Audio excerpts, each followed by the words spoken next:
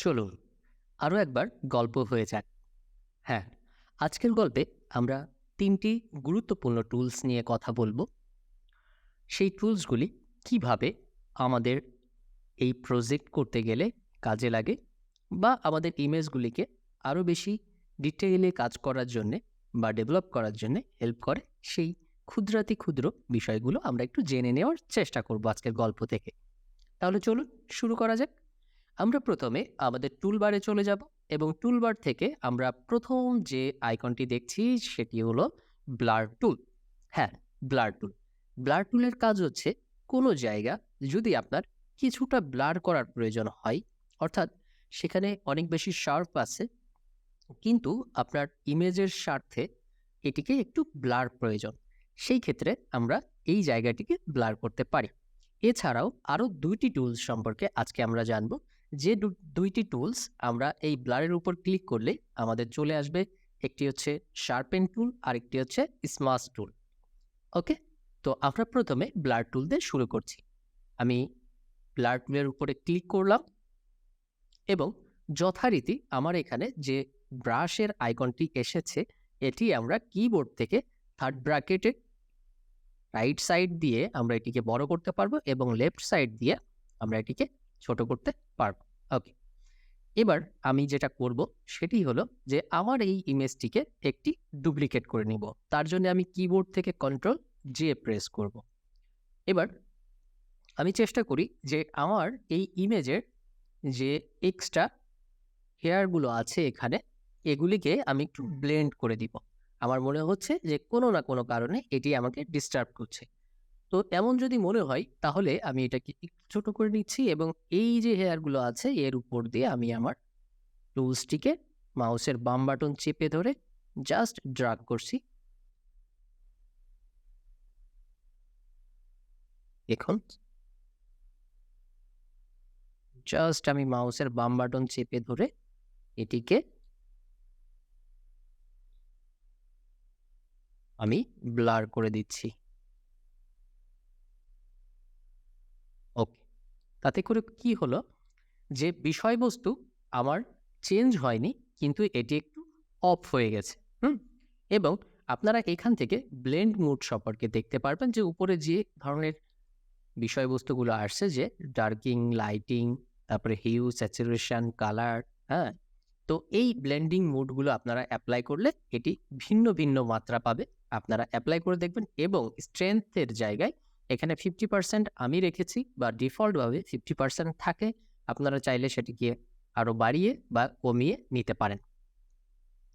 আচ্ছা, এটি দ্বারা কি হবে, ব্লারের পরিমাণ বাড়বে এবং কমবে। আচ্ছা, এবার আমরা দেখি আপনি চাইলে এখান থেকে ব্রাশটাকে চেঞ্জ করে নিতে পারবেন। আপনার পছন্দের কোনো ব্রাশ থাকলে বা এর সাইজটিকে আপনি চেঞ্জ করে নিতে পারবেন।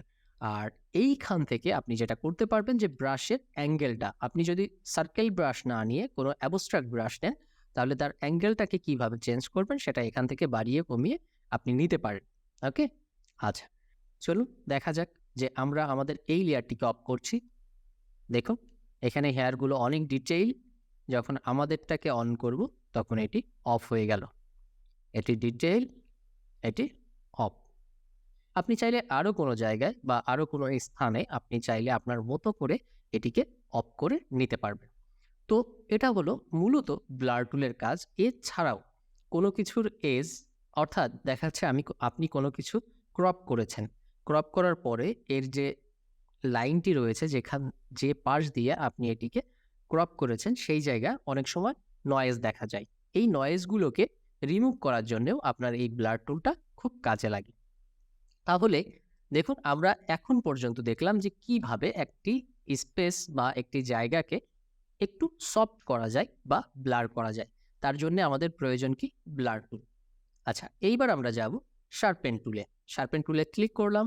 ক্লিক করার সাথে সেম টু সেম ব্রাশ আইকনটি আসলো। এটি একইভাবে আপনি ছোট বড় করতে পারবেন এবং উপরের যে অপশানগুলো সেটাও একদমই সেম। আচ্ছা, এটি কি করে, এইমাত্র যে জায়গাগুলোকে আমরা ব্লার করেছি আমরা তার উপর দিয়ে এই ব্রাশটিকে চালাচ্ছি। দেখুন, এটি আবার ডিটেলে ফিরে আসছে। হুম, এটি আবার ডিটেলে ফিরে আসছে। তবে হ্যাঁ, সতর্কবাণী আছে একটা। সেটা হচ্ছে এই টুলসটি খুব বেশি ব্যবহার করলে বা একই জায়গায় অনেক বেশি আপনি যদি এপ্লাই করেন বা ক্লিক করেন তাহলে হয় কি ওই ছবির ওই এরিয়াটি নষ্ট হতে শুরু করে। ঠিক যেমন এখন হয়েছে দেখুন। এই যে এইখানে অনেক বেশি নয়েজ তৈরি হয়ে গেছে এবং ব্রাইট কালারটি নিচ থেকে ফুটে উঠছে। তাই চেষ্টা করবেন যত বেশি কম এটি এপ্লাই করা যায়। তাহলে কি হলো যে খুবই সিম্পল আমরা একটা যেটা করেছি যে একটা ইমেজকে আমরা ডিটেল থেকে ব্লার করেছি আর শার্পেন কি করে যে ব্লার থেকে ডিটেল করে। এটা হলো দুইটা ব্রাশের মধ্যে পার্থক্য। এবার আমরা বুঝবো স্মার্ট টুলটি কি করে। আচ্ছা, স্মার্ট টুলটিকে আমি ক্লিক করলাম। এই টুলটি মূলত দুইটি এরিয়ার মধ্যে একটা ব্লেন্ডিং তৈরি করে। হুম আমরা আমরা যারা ইলাস্ট্রেটর দেখেছি যে ব্লেন্ড টুল আছে অনেকগুলি। সেই একইভাবে এটি দুইটাই জায়গার মধ্যে ব্লেন্ড করে। কিভাবে? ধরুন আমার এই চোখের এখানে মনে হচ্ছে যে এই চোখের যে লাইটটি এবং নিচের ডার্কটি খুব বেশি চোখে লাগছে, পার্থক্য করছে। তো আমি এই দুইটাকে একটু ব্লেন্ড করে দিতে চাই। দেখুন এই যে দুইটা কালারের মধ্যে একটা ব্লেন্ডিং তৈরি করবে। এই যে ওকে। তো এইবার আমরা পার্থক্যটা একটু বোঝার চেষ্টা করি। আমি এটিকে অফ করে দিচ্ছি। দেখুন আগে একটি লাইন ছিল, একটি ব্রাইট লাইন ছিল, কিন্তু আমরা যখন স্মার্ট টুল দিয়ে এটিকে ব্লেন্ড করেছি তখন কি হয়েছে, এই দুইটি কালারের মধ্যে একটি ব্যালেন্স চলে এসেছে। অর্থাৎ সবথেকে বেশি কালার যেখানে ছিল এবং সবথেকে কম অর্থাৎ লাইট এবং ডার্ক ছিল, এই দুটির কম্বিনেশনে যেটা তৈরি হয়েছে যে একটা মিড টোন তৈরি হয়েছে। এটা মূলত স্মার্ট টুলের কাজ।